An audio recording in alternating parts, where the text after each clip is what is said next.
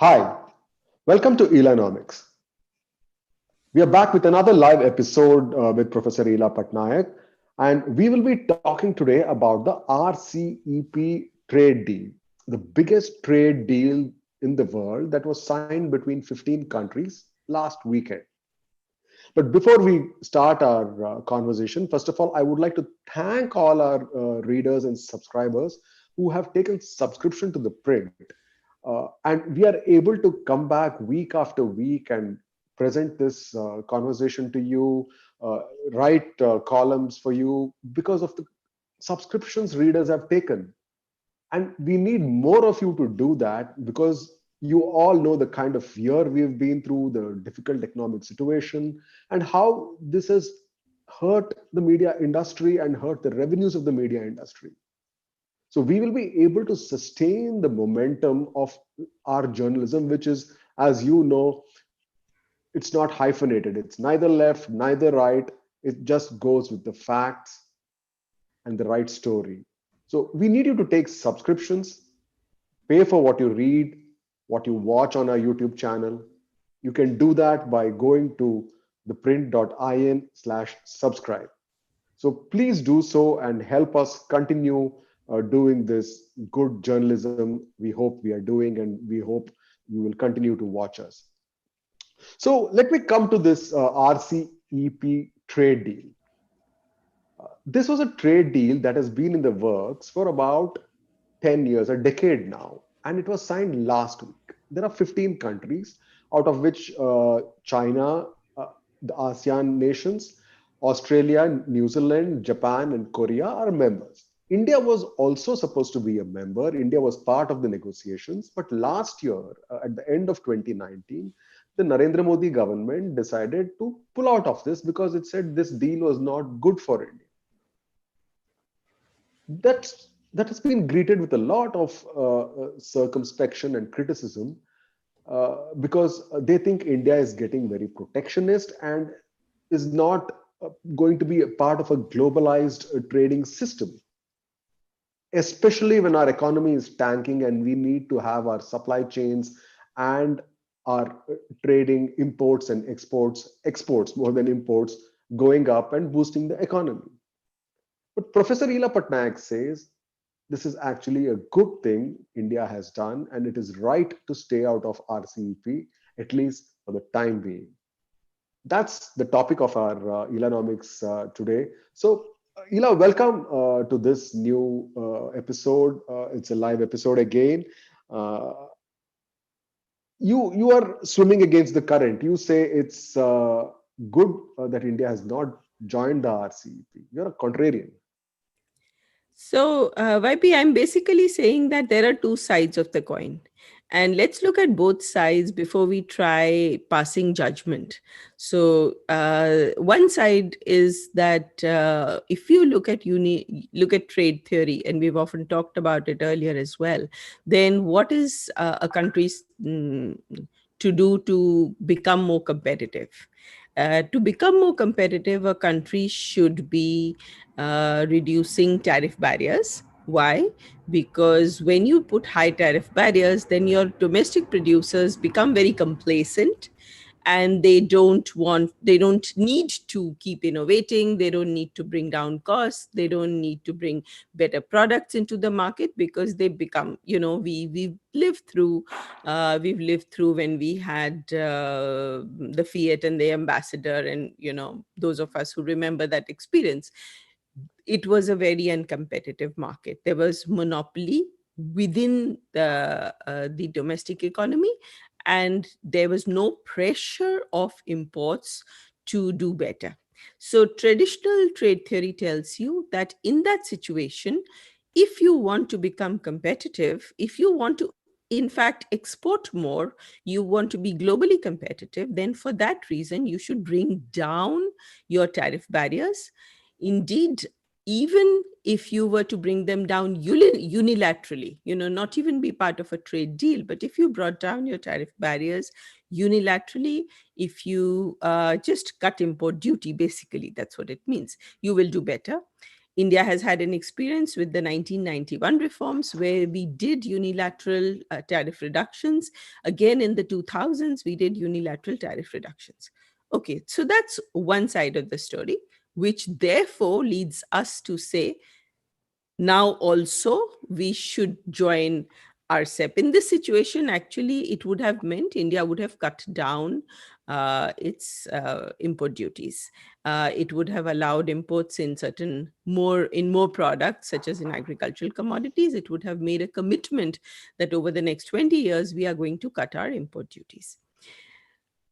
And since India hasn't done that, it is being criticized that now you are going to be not part of global supply chains, you will become uncompetitive, growth will slow down, product innovation, etc., will go down. The question today, I think a lot of countries are asking is that while this trade theory tells us that yes, we need to open up, but what has happened with us when we open up is that all we get is a lot of Chinese products. If China, in the space of manufacturing, has got increasing returns to scale. But what do I mean by that? That if China produces more, then it actually finds it even cheaper to produce more. And the more it produces, the cheaper it becomes. To the extent that Chinese products are flooding all markets across the world. Chinese consumer goods, electronics, you name it, are actually almost like a monopolist in the global market because of the increasing returns to scale. Earlier, we used to say it's because of Chinese companies subsidizing their products, the Chinese government putting in a lot of cheap and subsidized infrastructure such as electricity, roads, transport, and so on. Now, one doesn't really fully understand whether a lot of to what extent it is a subsidy and to what extent it is increasing returns to scale. But in either case, if China today is a monopolist, then what countries are finding is that opening up to trade is not giving them the kind of benefits that they thought it would, because it's not that domestic industry becomes more competitive, it's just that domestic industry kind of gets completely it closes down because of cheap Chinese products. In this situation where things are not behaving like we thought, or traditional trade theory thought that things would be like, because those scenarios are not playing out, countries are becoming more protectionist. After all, we are not the only one. We saw Trump, we saw how the US started becoming protectionist, particularly against China, and how India also, you just need to go to the market and you'll see the kind of products that are coming in. So the question is, what is India trying to do? India is trying to say that I will not make this commitment because, first, as I've described the economic argument, where there may be or may not be, because we don't know what is going to happen to our industry if we open up to China.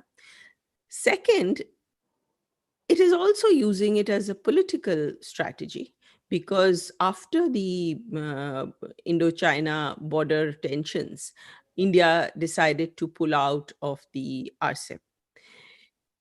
Whether it is good or bad is not something that I'm questioning. I'm saying this is what countries do, that they do use various economic policies as trade policy, as political weapons. So in that sense, we basically, Radhika and I are arguing that this is not just like a pure economic argument of traditional theory which would tell us that, oh, this is bad and so you shouldn't do it.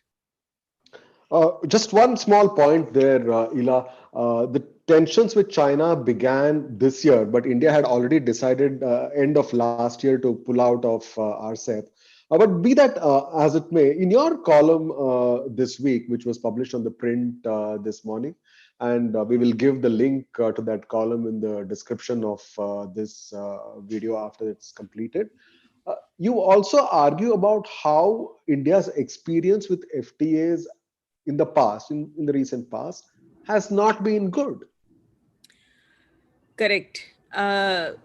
Now, that's a story that needs to be understood in the context of what are the present levels of tariffs in these countries and what does an FTA say. So, suppose we have trade from country A and country B. Let's say we signed an FTA with Singapore, and Singapore, let's say, has 4% custom duties. Now, when you sign an FTA, basically both of you agree to cut down duties. And in most of the FTAs that India signs, India is the one that cuts down duties because we have the high tariff walls. So, consequently, the other country actually gets an advantage versus, so let's say we signed an agreement with A and not with B, and they were both exporting to us, and the country which we did not sign an agreement to, for that country we are not bringing down our tariff, our import duties.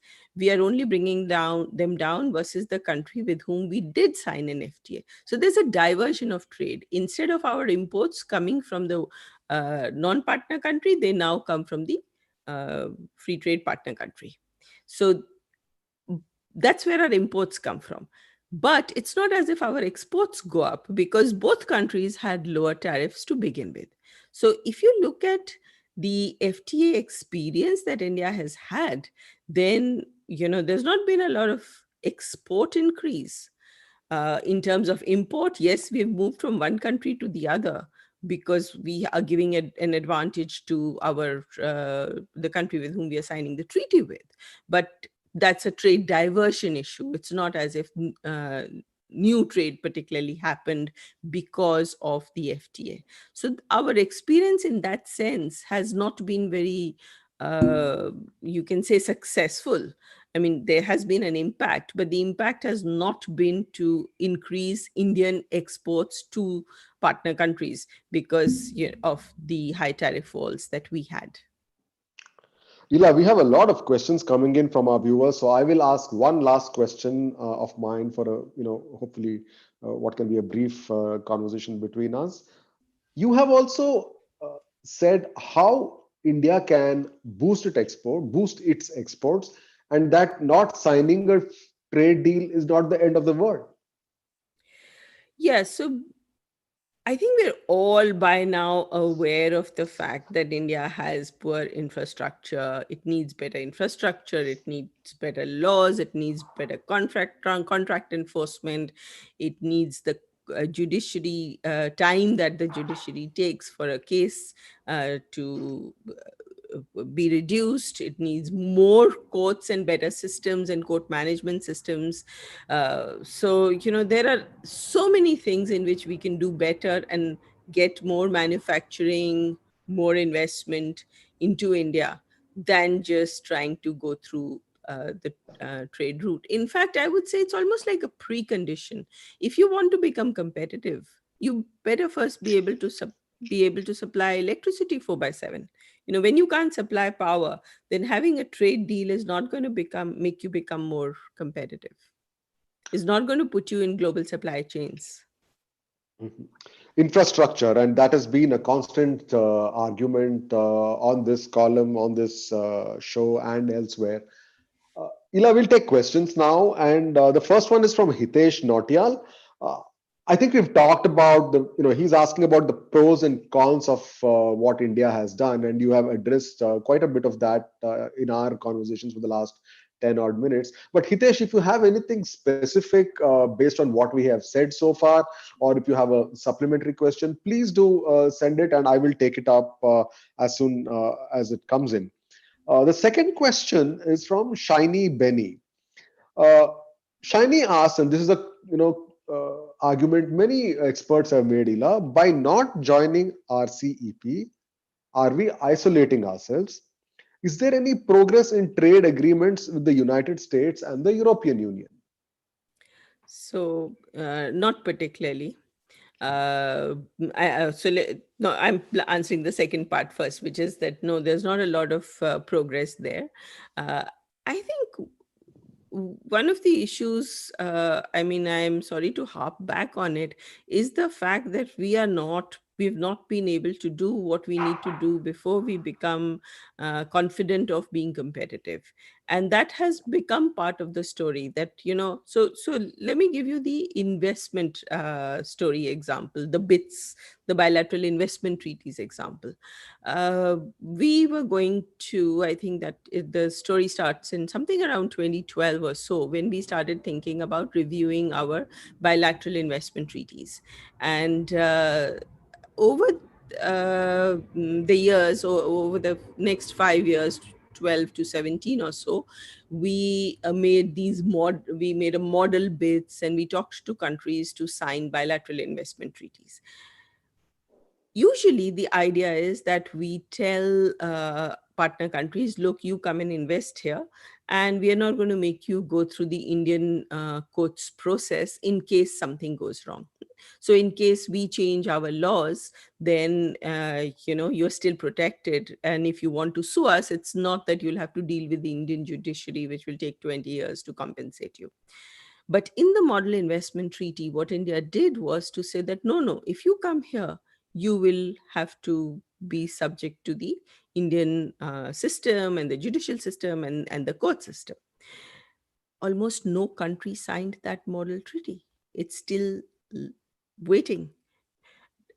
My question really to those who want to go ahead, get investments, sign treaties is, look, either you improve your legal justice system, you cut down delays, you don't do arbitrary changes in policies, and give people that comfort that they'll come without a bits, or they will want to opt out of this system, and you have to give them the choice. So you can't ask them to sign a model bits where you're asking them to be to be subject to our judicial and court system.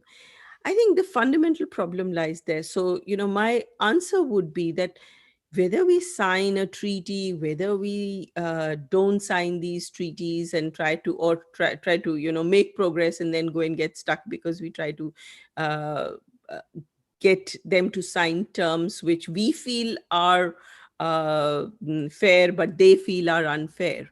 I think the problem lies in our own structures, and repeating that, our own infrastructure, including the legal system.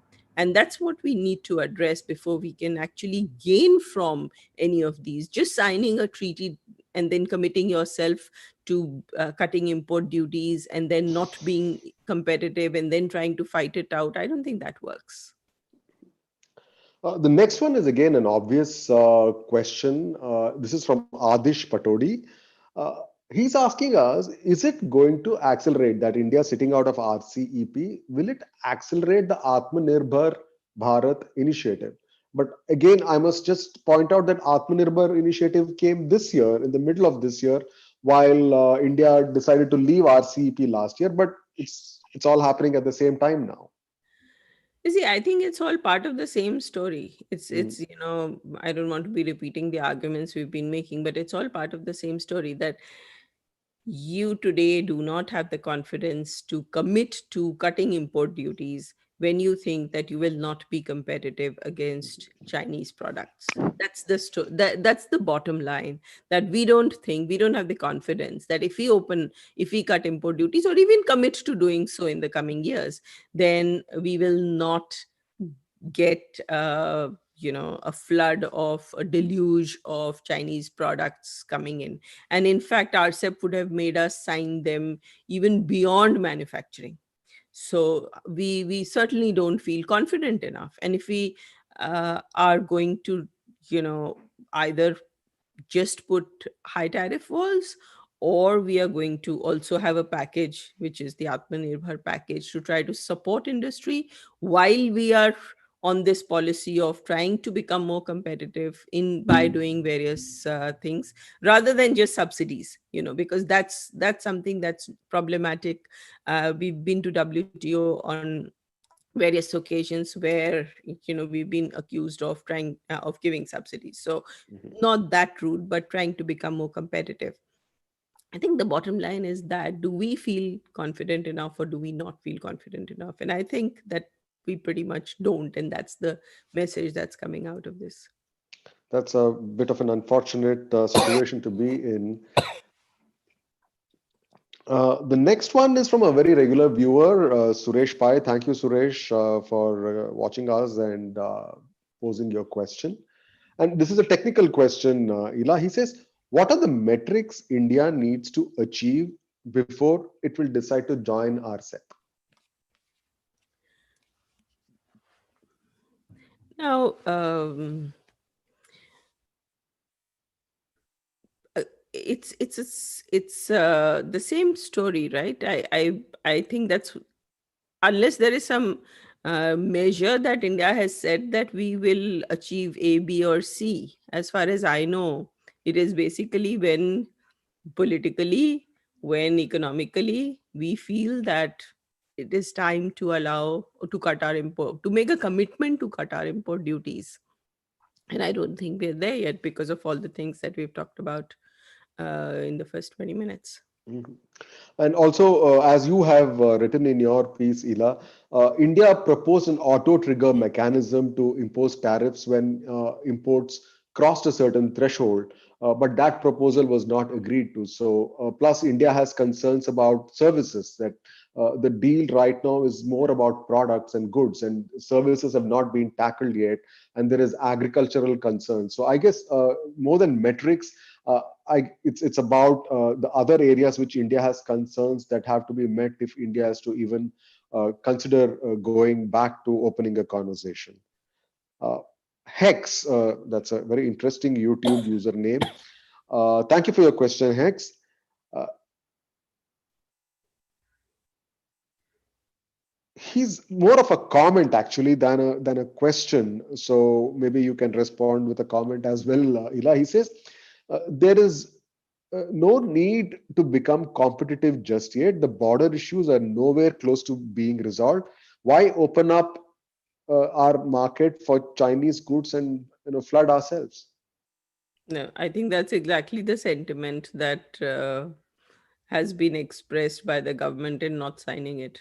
Mhm, mhm, So that's the counter argument to those who say that we should sign it and not mhm, use the border tensions as a political signal. mhm. By not signing, they're not signing the RCEP as a political signal against the border tensions. Next one is a very interesting question, Ila, and it's going to pick our brains. Parimal, he's also a regular viewer. Thanks, Parimal. He says, ma'am, has there been a developing country which has become rich without setting an export-based economy? Well, I think a lot of what has been done, Parimal, is export based strategies. Okay, so whole of East Asia, particularly, was about export based strategies. Maybe some of Latin America wasn't so much, but then they were commodity rich. So they were not trying to do the kind of export based growth strategies that East Asia was trying to do, and they were not also doing the currency manipulation that East Asia was trying to do. So other than those, but as I said, they had the advantage of then exporting commodities. So you have countries that haven't based a manufacturing export based strategy. Now we are different in the sense that we are also a developing country which is not based on an export based strategy. So I would say other than India, is the question. And not particularly, not had a lot of success that we have seen across the world on that. Parimal has a second interesting question, Ila. He says, how is it possible that China has comparative advantage in nearly every manufactured product? Okay, so the Chinese strategy was a very interesting one. If you look at the ownership structure of their state owned enterprises, and there, at least up till the last, until a few years ago, they would not be distributing profits. It was state-owned enterprises who would retain their profits and then reinvest those. So if the bulk of your production is happening in a system where you're actually just paying wages, and beyond that you're accumulating profits and reinvesting those profits, then you create a system in which you have low costs.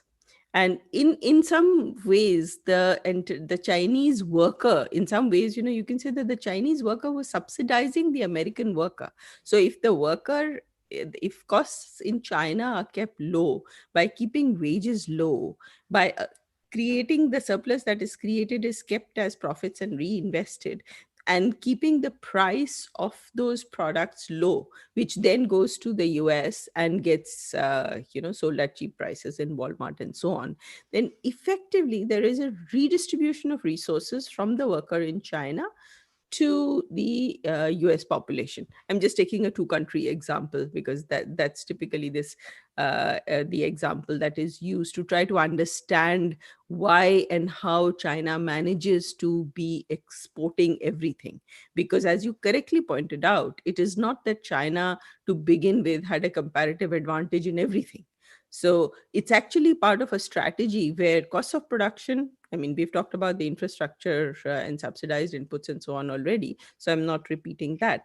But also, if you think about the gross domestic savings to GDP ratio of China, then you would remember that that was hitting up to 50%. So you were consuming less. Growth of consumption was not very high, even though GDP growth was hitting 10%. So it was through this macro policy, which also involved keeping the exchange rate cheap, so and not letting the yuan appreciate. And this was the system through which they managed to keep their exports competitive without really having a comparative advantage in every sector. Ila, Shantanu Bakchi has a question which counters something, or actually, he's trying to question something you said a little earlier in the show about having to follow the Indian legal system and the Indian laws on judiciary. He says all countries will want other companies coming in and complying with their laws and their setup. This is not unusual. So, why is that an issue? Because Indian system takes particularly long for things to work out. The judicial system takes very, very long to work out. And if you think about the time horizon in which companies want to make profits and returns, then they would prefer to go to countries where these periods are shorter. Of course, everybody wants that it's their laws and their systems that are complied to. But if you want to do that, then what you do is you make that system, one, more have more policy certainty, and second, reduce the time that the judiciary takes. What puts it as a disadvantage compared to other countries? I'm not saying we don't want what they want. Everybody wants that their systems are what are used. What puts it as us at a disadvantage is the time taken, is the very, very long delays that we have. So there are examples where an environment law changes, and a foreign company then has to come give up the investment that it had earlier, or significantly take a significant hit if the new laws are to apply, and the company then goes to court, and it takes 17 years for a settlement to happen. Now, it is that which puts us at a disadvantage. I'm not saying that we should not have companies. Whoever comes in should not adhere to Indian laws. But I'm just saying that in case of a dispute, our dispute settlement system takes so long that we have two options. One is either to improve it, which would be good for all the domestic, for all of us and domestic investors as well. And the second is to give a cop out, which is through a bits we allow companies coming from a certain country to opt out of the Indian system. So, I mean, we have to choose one or the other, and most countries would choose the former And if we could get the former working, we'll all be much happier, of course. But if we can't, then we have to find a way to, give them an opt out. And that is what ease of doing business is all about.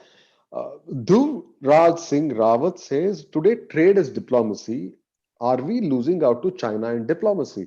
And just to add my two bits to that, look at what's happening between the US and China on the diplomatic front and the trade front.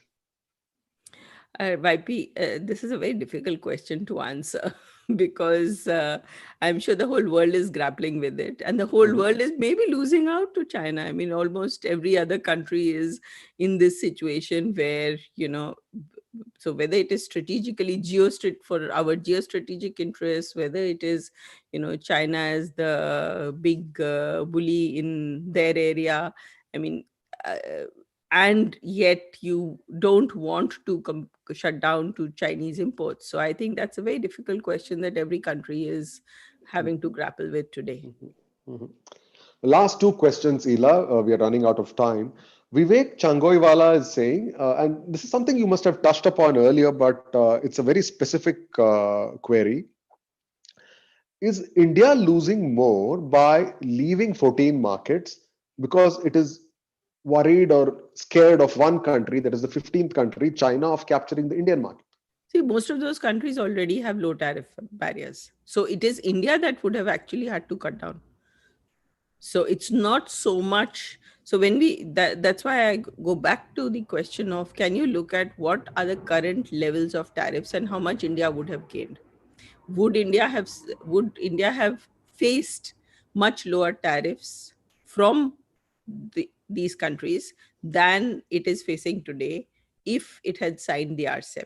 And compare and contrast what it would have gained with what it thinks it will lose. I think it maybe there would be, if we look at the fine print, there would be some gains, of course, and yet we are not confident with the benefits that we would have, which is, we're not confident of cutting down our tariffs more. As I said, the clause didn't get accepted, that even if there's a large influx of imports, it's not that import duties would go up, or they agreed to that. So we're scared of that. That's what's happening, I think, on the ground. Mhm. Last question by Preeti Sekaran, Ila. Uh, she asks, by not signing RCEP, wouldn't India be losing out on some important strategic advantages? For instance, India's chance to develop its Look East policy, which Preeti has now become Act East policy. Preeti, I'm sure there will be losses. Okay. I'm sure that, there would be losses because you are not part of something that you could have been part of. I think the question in any policymaker's mind in making any policy is comparing losses versus gains, or in this situation, maybe larger losses of, if we did sign the treaty, what would we lose?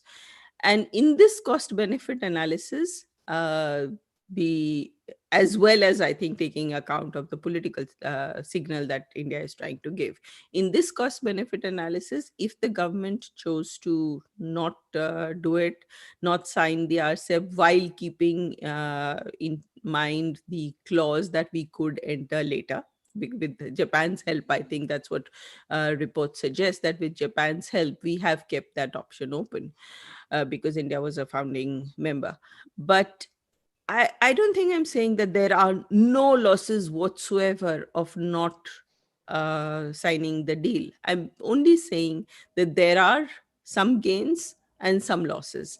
And I think what the bulk of the debate is either to say that, oh, now we've just lost, all this, and we outline the number of losses, and not try to look at two sides of the coin, which is where, we began this discussion, that essentially one is saying, look, there are two sides of the coin.